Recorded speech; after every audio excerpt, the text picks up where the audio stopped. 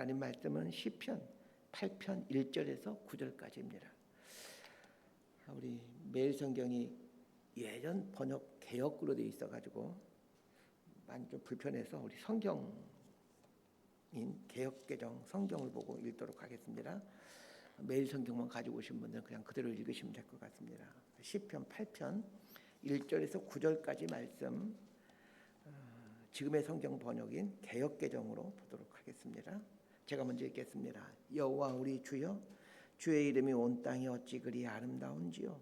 주의 영광이 하늘을 덮었나이다. 주의 대적으로 말미암아 어린아이들과 젖먹이들의 입으로 권능을 세우시며 이는 원수들과 포복자들을 잠잠하게 하려 하심이니라. 주의 손가락으로 만드신 주의 하늘과 주께서 베풀어 주신 달과 별들을 내가 보니 사람이 무엇이기에 주께서 그를 생각하시며 인자가 무엇이기에 주께서 그를 돌보시나이까. 그를 하나님보다 조금 못하게 하시고 영화와 존귀로 간을 씌우셨나이다. 주의 손으로 만드신 것을 다스리게 하시고 만물을 그의 발 아래 두셨으니 곧 모든 소와 양과 들짐승이며 공중의 새와 바다의 물고기와 바닷길에 다니는 것이니라. 9절 함께 읽습니다. 여호와 우리 주여, 주의 이름이 온 땅에 어찌 그리 아름다운지요. 아멘. 눈은 마음의 창이다라는 말이 있습니다. 내 눈에 세상이 아름답게 비춰주고 있다면 그것은 내 마음에 아름다움이 담겨 있기 때문일 겁니다. 내 마음에 미움과 분노가 담겨 있으면 사랑하는 자식들조차도 미운 사람으로 보여집니다. 결국은 내 마음에 뭐가 담겨져 있는가가 이 세상을 어떻게 보느냐를 결정합니다. 인생은 현상이 아니라 해석입니다. 우리 삶에 일어나는 일로 인해 삶이 결정되는 것이 아니라 우리 삶에 일어난 일을 어떻게 해석하며 사느냐가 인생을 결정합니다. 신앙은 삶에 일어난 일을 바꿔주는 것이 아니라 이 해석을 바꾸어 갑니다. 그래서 신앙을 통해 현상을 바꾸려고 하는 것은 사실은 좀 수준이 낮은 것입니다. 신앙을 통해 해석을 다르게 하는 법을 배워가시길 바랍니다. 해석을 다르게 한다라는 말은 눈을 바꾸고 간다라는 말입니다. 해석을 바꾸지 않는 이상 아무리 좋은 일들이 내 삶에 일어나도 그 사람은 불행할 수밖에 없습니다. 시편 8편을 보면서 다윗이 어떤 상황에서 이 시를 쓰고 있을까를 생각해 보았습니다. 시편 8편의 배경이 무엇인지는 알려진 것이 없습니다. 가능성이 있는 것 중에 하나가 다윗이 목동일 때 쓴 것인데 나중에 다윗이 왕이 된 이후에 그 어릴 적 자신이 노래했던 것들을 기억하면서 다시 불렀던 노래가 아닐까, 이런 추측을 하고 있습니다. 자, 1절과 2절 말씀 함께 읽겠습니다. 시작. 여호와 우리 주여, 주의 이름이 온 땅에 어찌 그리 아름다운지요. 주의 영광이 하늘을 덮었나이다. 주의 대적으로 말미암아 어린아이들과 젖먹이들의 입으로 권능을 세우시며 이는 원수들과 보복자들을 잠잠하게 하려 하심이니라. 1절을 보면 여호와 우리 주여, 주의 이름이 온 땅에 어찌 그리 아름다운지요 라고 감탄하고 있습니다. 1절은 하나님의 이름이 온 땅에 충만하다는 것을 보게 된 후 감탄하고 있는 내용입니다. 온 땅이란 자신을 둘러싸고 있는 모든 것들을 뜻하는 단어입니다. 자신을 둘러싸고 있는 모든 것들 속에서 하나님의 이름이 이 모든 것들에 가득 차 있는 것을 보고 있습니다. 자, 그런데 우리 한번 생각해 보십시다. 자신을 둘러싼 환경들이 환호하고 탄성을 지을 만큼 그렇게 아름다운 환경들이 우리 인생 가운데 있은 적이 있습니까? 위에서 이 시의 배경이 다윗이 어린 목동일 때 밤하늘의 달과 별을 보면서 지은 시인데 후에 왕이 된 이후에 그 어린 시절이 생각이 나 그때 지은 시를 기억한 것이 시편 8편의 배경일 거라고 말씀드렸습니다. 생각해 보십시다. 목동일 때의 환경과 왕이 되었을 때의 환경은 천지 차이입니다. 그럼에도 불구하고 왜 왕이 된 다윗이 목동일 때 불렀던 노래를 다시 생각해낸 것일까요? 좋은 환경이 노래를 만들어내는 것이 아닙니다. 다윗의 어린 시절을 생각해 보십시다. 그가 하는 일은 목동 일이었습니다. 우리는 목동 일을 아주 목가적이고 낭만적인 일로 생각합니다. 드넓은 초원에서 양들은 한가하게 풀을 뜯고 있고 목동은 모자를 뒤집어 쓰고 나무 그늘에서 콧노래를 부르는 모습을 상상합니다. 그러나 그것은 현실이 아닙니다. 당시 이스라엘에서 가장 하찮은 직업이 양을 치는 일이었습니다. 또한 양을 치는 일은 아주 위험한 일이기도 했습니다. 다윗은 8형제 중 막내였습니다. 8형제가 있는 집안의 막내가 늘 그렇듯 부모의 특별한 기대를 받지 못합니다. 부모로부터 사랑을 받긴 하지만 기대는 받지를 못합니다. 사무엘 선지자가 사울왕 대신에 새로운 왕으로 기름 부으려고 할 때 하나님의 계시를 받아 베들레헴에 있는 이세의 집에 오게 됩니다. 다윗의 아버지인 이세 입장에서는 이스라엘의 가장 존경받는 지도자이면서 선지자인 사무엘이 자신의 집에 온다고 하니 이게 너무나도 황송한 일입니다. 사무엘이 이세에게 말합니다. 하나님께서 당신 아들 중에서 한 명을 왕으로 기름 부으라고 하셨습니다. 당신의 모든 아들들을 다 불러 모으십시오. 일반 사람의 말도 아니고 이스라엘에서 가장 존경받고 권위받는 사무엘 선지자의 말입니다. 그러면 이세는 들에 있는 모든 아들들을 다 불러 모아야겠죠. 그런데 성경이 아주 재미있는 이야기를 해주고 있습니다. 이세의 8명의 아들 중 7명만 불렀다라는 것입니다. 다윗은 부르지 않습니다. 왜 그렇습니까? 다윗은 아버지 이세가 전혀 기대를 갖고 있지 않는 아들이었기 때문입니다.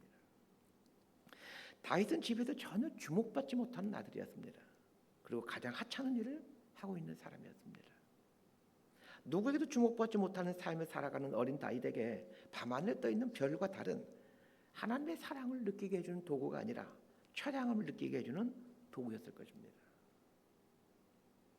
그럼에도 불구하고 다윗은 밤하늘의 별과 달을 보면서 하나님의 사랑을 느낍니다.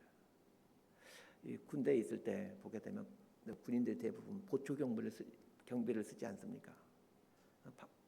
이제 하늘을 보게 되면 별과 달들을 보죠. 이 밤하늘의 별과 달은 일반인들 우리들에게는 참 낭만적이고 아름다운 모습입니다. 그러나 보초를 쓰는 군인들에게는 처량함을 느끼게 해주는 도구들입니다. 다윗에게도 그러지 않았겠습니까? 다윗은 자신을 둘러싸고 있는 모든 것들 속에서 하나님의 최치를 느끼면서 임재를 느끼며 삽니다. 저는 이것이 신앙생활이라고 믿습니다. 나의 형편과 환경에 상관없이 모든 처지와 환경 속에 하나님의 최치를 느끼며 사는 것, 이게 신앙생활 아니겠습니까? 그 마음 안에 하나님으로 가득 차 있기에 그가 바라보는 모든 세상이 아름다워 보입니다. 문제는 내 안에 하나님이 계시느냐입니다. 내 안에 하나님이 계시면 하나님을 향한 노래가 흘러나옵니다. 내 안에 하나님을 향한 노래가 흘러나오고 있다면 나를 둘러싸고 있는 모든 환경과 처지는 하나님의 이름이 새겨진 성전이 되어갑니다.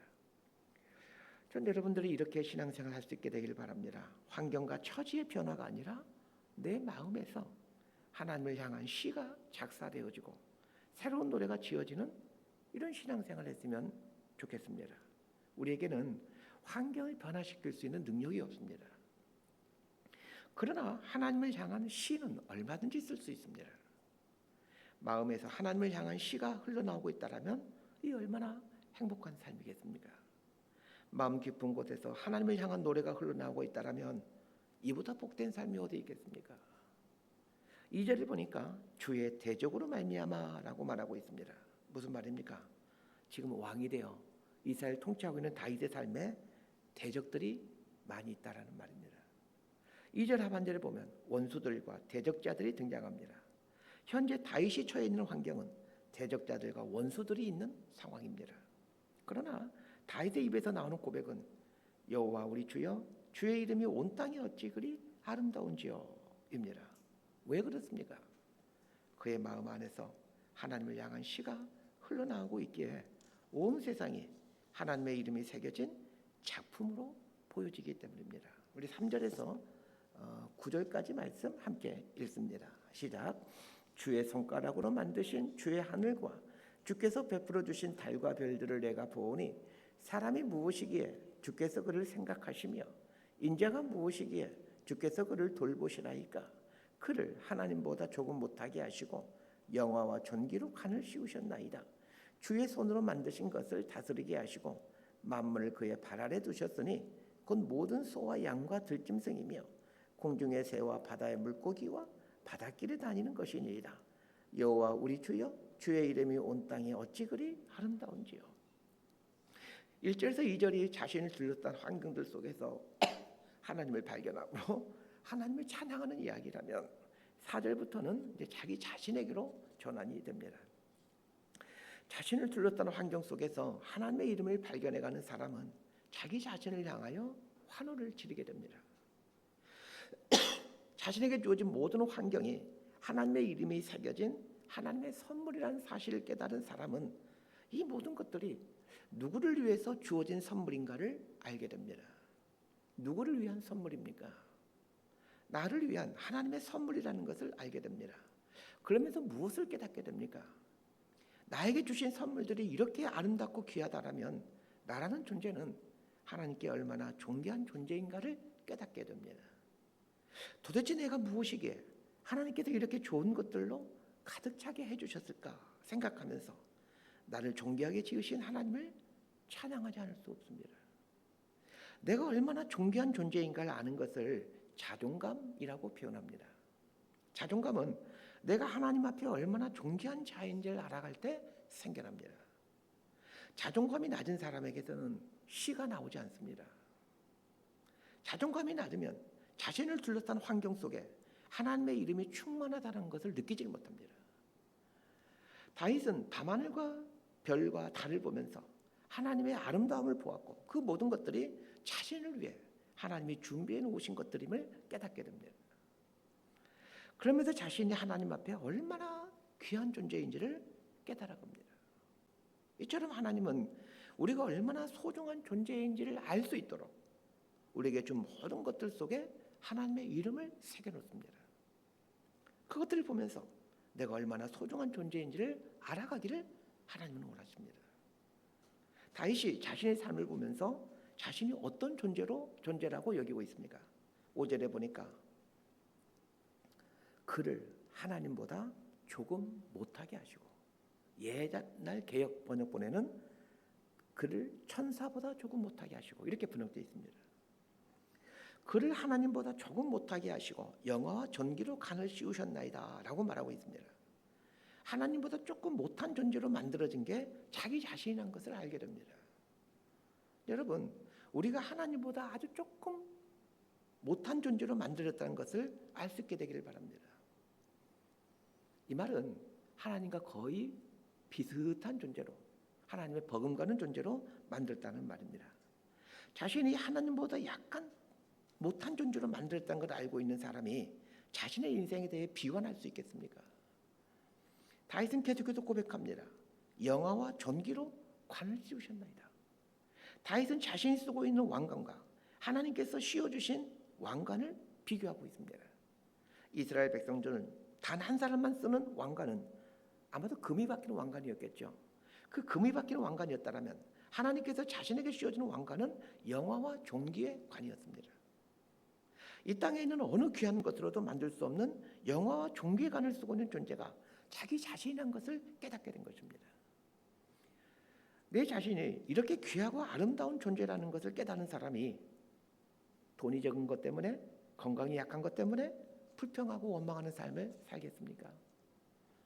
하나님께서 나에게 영화와 존귀의 관을 씌워주셨다라는 것을 깨닫는 사람은 이 세상이 주는 어려움이나 부족함이나 결핍이나 장애도 거뜬히 하나님을 찬양하며 감사의 삶을 살 수가 있습니다. 다윗은 하나님께서 만물을 창조하시고 자신에게 통치하라고 하셨다라고 고백을 합니다. 6절을 보면 주의 손으로 만드신 것을 다스리게 하시고 이렇게 고백합니다. 하나님께서 천지 만물을 만드시고 그 천지 만물을 자신에게 주신 것은 이 모든 것들을 바르게 다스리라라는 것으로 해석을 하고 있습니다. 그렇습니다. 우리는 우리에게 주어진 이 천지 만물을 바르게 다스려야 합니다. 자연도 바르게 다스려야 하고 우리에게 주신 돈도 바르게 다스려야 합니다. 자연을 섬기면 안 되듯 돈도 섬기면 안 되고 다스려야 합니다. 그것도 바르게 다스려야 합니다. 이렇게 함으로 우리는 하나님의 대리자가 되어갑니다.